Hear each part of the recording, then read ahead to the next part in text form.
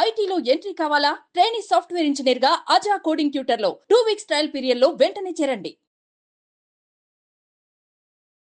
నమస్కారం లీలా గారు. నమస్తే అండి. సో ఎక్కువగా ఈ మధ్య కాలంలో మనం చూస్తే అమ్మాయిల పైన హరాస్మెంట్ అనేది రకరకాలుగా జరుగుతూ ఉంది. అండ్ ఎన్నో రకాలుగా అమ్మాయిలు హరాస్మెంట్కి అయితే గురవుతూ ఉన్నారు. అండ్ రీసెంట్గానే హైత్ నగర్లో జరిగిన విషయం గురించి మనం మాట్లాడుకుంటే, నన్ను ప్రేమించకపోతే ఎయిడ్స్ ఇంజెక్షన్ ఇచ్చి, లేదంటే మీ మదర్ని చంపేస్తానని, నాకు డబ్బులు కావాలని ఇలా రకరకాలుగా బ్లాక్మెయిల్ చేయడం మనం చూస్తూ ఉన్నాం. ఎస్పెషల్లీ అమ్మాయిలు బ్లాక్మెయిల్కి గురైనప్పుడు సైకలాజికల్గా కావచ్చు, మెంటల్గా కావచ్చు, ఎలాంటి సిచ్యువేషన్స్కి వాళ్ళు గురయ్యే ఛాన్సెస్ ఉన్నాయంటారు? యాజ్ ఎ సైకాలజిస్ట్గా మీరేం చెప్తారు? యాక్చువల్లీ ఇలాంటివి మనము ఎంత ఖండించినా కూడా తరచుగా జరిగేవే. ఇవి యాక్చువల్లీ చెప్పాలంటే సమాజంలో 50% మాత్రమే బయటకు వస్తున్నాయి. అంటే ఇలా ఎక్స్పోజ్ అయ్యి ఒక రిపోర్ట్ చేసేవి కేవలం 50% మాత్రమే. ఇంకా మిగతా 50% అనేవి చాలా ఎన్నో ఇష్యూస్ రిపోర్ట్ అవ్వనివి ఉంటున్నాయి. ఇప్పుడు డే టు డే లైఫ్లో చూసుకుంటే, ఇప్పుడు కాలేజ్కి వెళ్తారు పిల్లలు. సో కాలేజ్కి వెళ్ళినప్పుడు ఎవరో ఒకళ్ళు ఆ ఏజ్లో ఉన్నప్పుడు వెంట పడడం అనేది చాలా కామన్. కానీ వాళ్ళకి ఇంట్లో చెప్పాలంటే భయం. ఎందుకు అంటే అవతల అబ్బాయిది తప్ప అమ్మాయిది తప్ప అని చూస్తే ఈ పేరెంట్స్లో ఒక ఇన్సెక్యూరిటీ, ఒక భయం ఉంటుంది. సో ఈ అమ్మాయి ఎక్కడైనా ఓకే చెప్పేస్తుందేమో అనేసి నీ కాలేజ్ మాన్పించేస్తాము, నీకు ఈ బాధ ఎక్కువైపోయింది కదా, నీకు పెళ్లి చేసేస్తాము అలా ఇలాంటి పేరెంట్స్ ఇప్పటికీ ఉన్నారండి సొసైటీలో. సో ఈ అమ్మాయిలకి ఏంటంటే ఎక్స్ప్రెస్ చేయడానికి భయం. నన్ను అర్థం చేసుకోరేమో, నా ఫ్రీడమ్ పోతుందేమో, లేదా నా చదువు ఆపేస్తారేమో అని ఒక ఇన్సెక్యూరిటీకి వాళ్ళు గురవుతారు. సో ఆ ఇన్సెక్యూరిటీలో ఏంటంటే మీరు ఏదైనా సరే ఎవాల్యుయేట్ చేసుకుంటే, ఇప్పుడు కాలేజ్ మానేసి ఇంట్లో కూర్చోవడం బెటరా, లేదా కాలేజ్కి వెళ్ళి ఇలాంటి హెరాస్మెంట్ తీసుకోవడం బెటరా అని ఒక కాలేజ్ అమ్మాయిని మీరు అడిగితే ఖచ్చితంగా వాళ్ళు ఏం చెప్తారు? లేదండి, నా చదువు నేను కంటిన్యూ చేయాలి, నేను కాలేజ్కి వెళ్తాను, ఒక 3 years అయితే నాకు ఇది అయిపోతుంది కదా, ఈ టార్చర్ అయిపోతుంది కదా, లేదా 1 yearలో ఈ టార్చర్ అయిపోతుంది కదా అని వాళ్ళు భరిస్తారనమాట. ఇలా భరించే ప్రాసెస్లో ఏంటంటే కాన్ఫిడెన్స్ కోల్పోతారు. ఎందుకంటే వాళ్ళకి ఒక హోప్ అనేది దొరకదు ఎక్కడా కూడా. సరే నన్ను సపోర్ట్ చేస్తారు, సరే నాకు ఇంట్లో సపోర్ట్ ఉంది, లేదా నాకు సొసైటీలో సపోర్ట్ ఉంది అన్న ఒక హోప్ ఏదైతే ఉందో అది ఫస్ట్ కిల్ అయిపోతుంది. Next confidence. అంటే వాళ్ళు ఇక్కడనే కాదు, ఇప్పుడు ఒక అమ్మాయికి ఒక వేధింపులు స్టార్ట్ అవ్వడం అనేది కాలేజ్ నుంచి ప్రాక్టికల్గా స్టార్ట్ అవుతాయి. సో అది కాలేజ్ నుంచి వర్క్ తర్వాత ఇంకా అలా కంటిన్యూ అయ్యే ఛాన్సెస్ ఉంటాయి. సో ఇది నాకు ఆల్రెడీ జరిగిందే కదా, ఇది కొత్త ఏం కాదు అన్న ఒక ఫిక్సేటెడ్ మైండ్లోకి వెళ్ళిపోయి చెప్పడం ఆపేస్తారు అమ్మాయిలు. సో అలా చెప్పడం ఆపేసినప్పుడు ఏమైపోతుందంటే, కొంతమంది ఇప్పుడు మీరు చెప్పిన ఇన్సిడెంట్లో అంటే అది ఎంత ఎక్స్ట్రీమ్ స్టెప్ కదా. నువ్వు నన్ను లవ్ చేయకపోతే నీకు నేను ఇంజెక్ట్ చేస్తాను, HIV ఇంజెక్ట్ చేస్తాను, లేదా ఇంకో పలానా చేస్తాను అనేది, ఇవన్నీ ఎక్స్ట్రీమ్ స్టెప్స్. ఎప్పుడైతే ఫస్ట్ స్టేజ్లోనే ఎప్పుడైతే మనం ఒక హెరాస్మెంట్కి గురవుతామో, లేదంటే ఒక బ్లాక్మెయిల్కి గురవుతామో, లేదంటే మనకి నచ్చకుండా అవతల వాళ్ళు మనని ఫోర్స్ చేస్తున్నారు, నువ్వు నాకు ఇది చేయాల్సిందే అని, అప్పుడే ఫస్ట్ స్టెప్. ఎప్పుడైతే వాళ్ళ ఇంట్లో కానీ, లేదా అన్నదమ్ములకి కానీ, లేదా ఇంకా అదర్ ఫ్రెండ్స్కి కానీ వాళ్ళు రిపోర్ట్ చేయడం స్టార్ట్ చేస్తే ఈ హెరాస్మెంట్ చేసే వాళ్ళల్లో ఒక భయం అనేది ఏర్పడుతుంది. అమ్మో ఈ అమ్మాయి స్ట్రాంగ్, మనం వీళ్ళ జోలికి వెళ్ళకూడదు, లేదా తిను భరించే టైప్ కాదు అని వాళ్ళు బ్యాక్ స్టెప్ తీసుకునే ఛాన్సెస్ ఉంటాయి. సో ఇంజెక్షన్ వరకు అంటే నువ్వు నన్ను లవ్ చేయకపోతే ఇంజెక్షన్ చేస్తాను, లేదా నువ్వు నన్ను లవ్ చేయకపోతే యాసిడ్ పోస్తాను, లేదా పేరెంట్స్ని చంపేస్తాను, ఇంకా ఇలాంటివి మనం చాలా విన్నాము ఇప్పటివరకు కూడా. సో ఇలాంటి వాటికి గురైనప్పుడు ట్రామా అనేది చాలా ఎక్కువగా బిల్డ్ అయిపోతుందండి అమ్మాయిల్లో. సో చెప్పాను కదా, కాన్ఫిడెన్స్ ఒకటి కోల్పోతారు. ఆ ట్రామా బిల్డ్ అవ్వడంతో వాళ్ళు ఏంటంటే రాను వాళ్ళు మనుషుల్ని నమ్మడం మానేస్తారు. అంటే ట్రస్ట్ ఇష్యూస్ వచ్చే అవకాశాలు చాలా ఎక్కువగా ఉంటాయి. సో ఆ ట్రస్ట్ ఇష్యూస్ బిల్డ్ అయినప్పుడు ఆ హోప్ అనేది కిల్ అయిపోతుంది. ఇంకా నాకు సొసైటీ విల్ హెల్ప్ మీ అని. దాంతోపాటు పానిక్ డిజార్డర్స్, యాంగ్జైటీ, డిప్రెషన్ ఇవి వచ్చే ఛాన్సెస్ ఉంటాయి అన్నమాట. అంటే పానిక్ డిజార్డర్స్ ప్రతి చిన్నదానికి కొంతమంది అమ్మాయిలు, మా అమ్మాయి చాలా సెన్సిటివ్ అండి, మా అమ్మాయి ప్రెషర్ హ్యాండిల్ చేయలేదండి అంటారు. సో దాని వెనకాల ఎందుకంత సెన్సిటివ్ అయిపోతున్నారు పిల్లలు, ఆడపిల్లలు కావచ్చు, మగపిల్లలు కావచ్చు, అంటే ట్రామా ఉంది వాళ్ళకి, అడ్రస్ చేయని ట్రామా. అంటే ఎప్పుడైతే ఒక రీఅష్యూరెన్స్ అనేది నీకు దొరుకుతుందో, ఇప్పుడు నాకు ఒక ట్రామా వచ్చింది, దానికి ఒక రీఅష్యూరెన్స్ ఎప్పుడైతే నాకు ఫ్యామిలీ నుంచి కానీ సొసైటీ నుంచి కానీ ఓకే ఇది ఇలా అయిపోయింది, ఈ తప్పు ఇంకొకసారి జరగదు అన్నప్పుడు నాలో ఆ హోప్ అనేది పెరుగుతుంది. కానీ అసలు ఇష్యూ బయటకి రానప్పుడు రీఅష్యూరెన్స్ చేసే ఛాన్సెస్ ఎక్కడ ఉంటాయి? అండ్ అలాగే మీరు అన్నట్టుగా ఒకసారి అమ్మాయి తరపు నుంచి కూడా మనం ఆలోచిస్తే ఒకసారి ఇంట్లో చెప్దాము అంటే మీరు అన్నట్టుగానే కాలేజ్ మానిపించడము, లేదంటే ఇంట్లో కూర్చోపెట్టడము, లేదంటే జస్ట్ జడ్జిమెంట్ చేసేస్తారు. అక్కడ నీ తప్పే ఉంది, నువ్వు చెయ్యందే, నువ్వు ఈయన చనువుతోటే ఆ అబ్బాయి వచ్చారా అని అంటూ ఉంటారు. ఎలా హ్యాండిల్ చేయాలి అంటే? ఎగ్జాక్ట్లీ అండి, ఎందుకంటే రీసెంట్గా నాకు వచ్చిన కేసులో కూడా సేమ్ థింగ్. ఆ అమ్మాయి కొంచెం ఏదో హెరాస్మెంట్కి గురైంది. సో యాజ్ అ సైకాలజిస్ట్గా నాతో ఓపెన్ అప్ అయినప్పుడు నువ్వు ఇంట్లో చెప్పమ్మా అంటే, లేదు మేడం ఇంట్లో చెప్తే నా ఫ్రీడమ్ తీసేసుకుంటారు, నన్ను ఇంకా బయటకు పంపించరు, ఫ్రెండ్స్ తోటి నన్ను జడ్జ్ చేస్తారు, నాదే తప్పు అనుకుంటారు. అంటే ఇంతకు ముందు మేబీ తను చిన్న చిన్న ఇన్సిడెంట్స్ ఏవో ఒకటి రిపోర్ట్ చేయడానికి ట్రై చేసి ఉండొచ్చు. ఆ టైంలో తనకి ఎప్పుడైతే సపోర్ట్ దొరకలేదో అప్పుడు ఫిక్స్ అయిపోయింది దట్ యునో ఓకే నేనేం చెప్పినా నాదే తప్పు అంటారు, నేనేం చెప్పినా నన్నే జడ్జ్ చేస్తారు, సో నా ఫ్రీడమ్ తీసేసుకుంటారు అన్న ఒక భయంతో she's not ready to report the problem to her parents.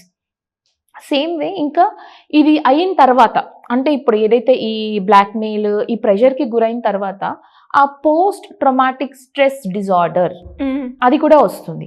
So అంటే ఆ దాని తాలూకు యొక్క మెమరీస్ మనని హాంట్ చేసి స్ట్రెస్లోకి వెళ్ళిపోయి that stress will eventually lead in to either panic disorder. అంటే తరచుగా లైక్ యూనో గుండె దడ రావడము, చెమటలు పట్టేయడము, టెన్షన్ పడిపోవటము, చేతులు వణకడము, ఇలాంటివి చాలా వస్తూ ఉంటాయి. లేదా యాంగ్జైటీ, మనకు యాంగ్జైటీ అందరికీ తెలిసిందే. లేదా ఒక kind of depression. And main thing ఏంటంటే వీళ్ళు సోషల్లీ కూడా ఐసోలేట్ అయిపోతారు. అంటే ఇంకా జనాలని కలవడానికి లేదా చుట్టాల్లోకి రావడానికి కూడా కొంచెం వాళ్ళు బెదురుగా, వాళ్ళు they don't like to come out అనమాట. ఈ ఐసోలేషన్ కూడా ఉండే ఛాన్సెస్ ఉంటాయి, ట్రస్ట్ ఇష్యూస్ వచ్చే ఛాన్సెస్ ఉంటాయి. సో ఇది ఎలా అరికట్టాలి? వీళ్ళు హెల్ప్ చేస్తారు అన్న నమ్మకం కూడా ఉండదంటారా? హెల్ప్లెస్నెస్ అనేది చాలా ఉంటుంది. ఎందుకంటే ఇలాంటి ఒక హెరాస్మెంట్స్కి గురైన వాళ్ళు జనరల్గా ఓపెన్ అప్ అవ్వరు.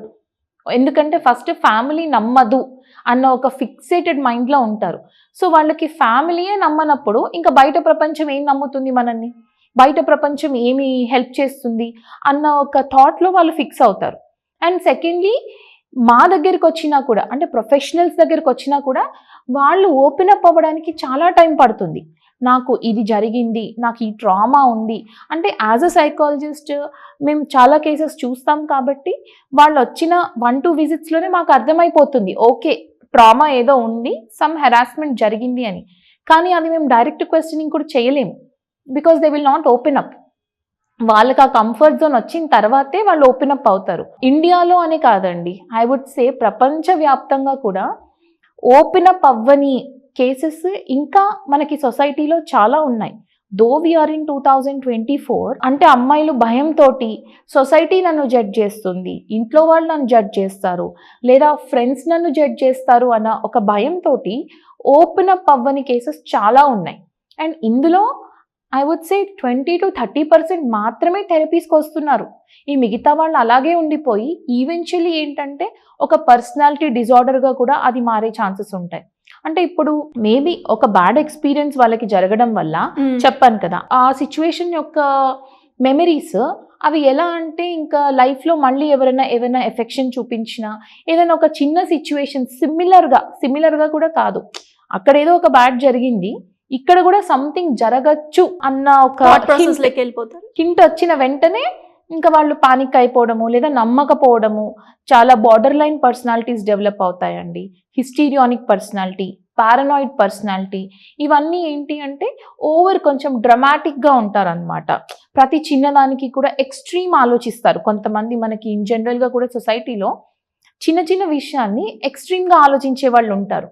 సో ఎందుకు అలా ఉండొచ్చు అంటే మేబీ వాళ్ళకి ఏదన్నా ఇలాంటి ఒక స్ట్రెస్ ఏదైనా వాళ్ళు గురైనప్పుడు అది ప్రాపర్గా అడ్రస్ చేయనప్పుడు, ఎప్పుడైతే ప్రాపర్గా దాన్ని అడ్రస్ చేయకుండా ఒక రీఅష్యూరెన్స్ ఇవ్వకుండా దాన్ని అలా వదిలేస్తామో ఇట్ విల్ పైలప్, సబ్కాన్షియస్గా అది పైలప్ అయిపోయి మేబీ పర్సనాలిటీ ఇష్యూస్ కింద కూడా కన్వర్ట్ అయ్యే ఛాన్సెస్ ఉంటాయి. మరి వీళ్ళకి ఎలాంటి సపోర్ట్ అందిస్తే వాళ్ళు రికవరీ అయ్యే ఛాన్సెస్ ఉన్నాయంటారు?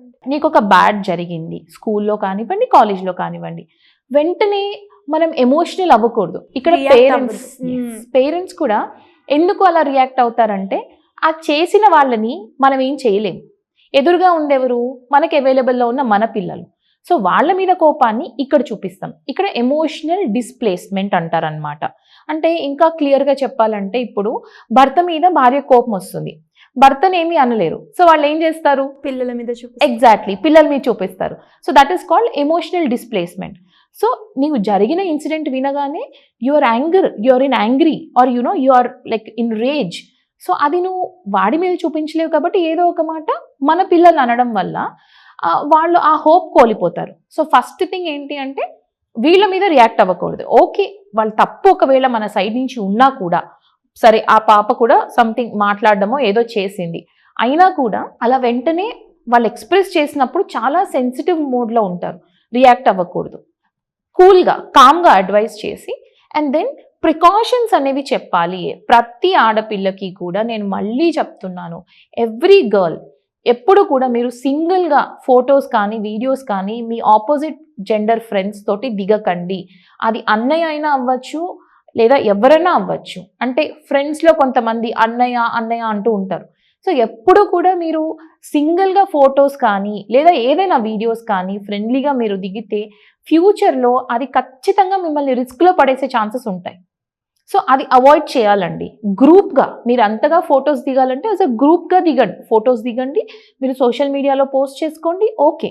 కానీ సింగిల్గా ప్రైవేట్ ప్లేసెస్లో అస్సలు దిగకూడదు. ఎందుకంటే ఈవెన్చువలీ ఇవే మనకి రెడ్ ఫ్లాగ్స్ కనిపించవు, ఇవే ఏమవుతాయంటే బ్లాక్మెయిల్కి గురి చేస్తాయి అన్నమాట. అండ్ సెకండ్ థింగ్, సపోర్ట్ గురించి మీరు అడిగారు కదా. సో ఫ్యామిలీ సపోర్ట్ చాలా అవసరం. అంటే అసలు అబ్జర్వ్ చేయాలండి చైల్డ్ని, ఎలా ఉంటుంది, తన మూడ్ ఏమన్నా చేంజ్ అవుతుందా, సోషలీ ఐసోలేట్ అవుతుందా, లేదా తనకి ఇంకా ఏమన్నా కొంచెం డల్గా ఉంటుందా మూడ్ అనేది పేరెంట్స్ ఫస్ట్ పిల్లల్ని ఎప్పుడు కూడా అబ్జర్వ్ చేస్తూ ఉండాలి. అండ్ సెకండ్లీ సొసైటీలో కూడా ఇప్పుడు మనకి తెలిసింది ఈధర్ మన ఫ్రెండో ఎవరో ఒకళ్ళు సంథింగ్ ఇలా ఏదో అయింది అన్న వెంటనే జడ్జ్మెంటల్కి రాకూడదు, సపోర్ట్ ఇవ్వాలి. అండ్ దెన్ ఇలా మాలాంటి ప్రొఫెషనల్స్ ఈధర్ సైకాలజిస్ట్ దగ్గరికి కానీ లేదా లా పరంగా ఏమైనా ఉంటే లాయర్స్ దగ్గరికి కానీ అండ్ దెన్ ఈవెన్ పోలీస్ దగ్గరికి కానీ మనం వెళ్ళి ఓపెన్ అప్ అవ్వాలి. బికాజ్ ఒకప్పటిలాగా లేరు, కాన్ఫిడెన్షియల్గా పెట్టాలి డీటెయిల్స్ అంటే పెడుతున్నారు అందరూ కూడా. సో కాబట్టి ట్రస్ట్ చేసి మాలాంటి వాళ్ళ ప్రొఫెషనల్స్ దగ్గర మీరు సపోర్ట్ తీసుకుంటే ఎంత తొందరగా ఆ ఇష్యూని అడ్రస్ చేస్తే అంత తొందరగా వాళ్ళ ఇష్యూల నుంచి బయటకు వచ్చే ఛాన్సెస్ ఉంటాయి. సో యాజ్ యూ డీలే, మనం ఎక్కువ కాలం ఇప్పుడు ఇష్యూ అయిపోయిన ఒక 2-3 yearsకి మనం వెళ్ళామనుకోండి థెరపీకి, అది ట్రీట్ చేయడానికి చాలా టైం పడుతుంది. సో ఫ్రెష్గా ఉన్నప్పుడే పేరెంట్స్ కూడా సరే, ఎందుకంటే కొన్ని పిల్లలు పేరెంట్స్తో ఓపెన్ అప్ అవ్వలేరు, అన్నీ చెప్పుకోలేరు. హెరాస్మెంట్లో కానీ ఏం జరిగినా కూడా ఎవ్రీథింగ్ డీటెయిల్గా చెప్పుకోలేరు. అదే ఒక థెరపిస్ట్ తోటి అయితే దే కెన్ ఓపెన్ అప్, ఇలా జరిగింది. సో ఓపెన్ అప్ అయినప్పుడు రీఅష్యూరెన్సెస్ దొరికినప్పుడు తొందరగా రిజల్ట్ అనేది ఉంటుంది. థ్యాంక్ యూ అండి, thank you so much. Thank you అండి.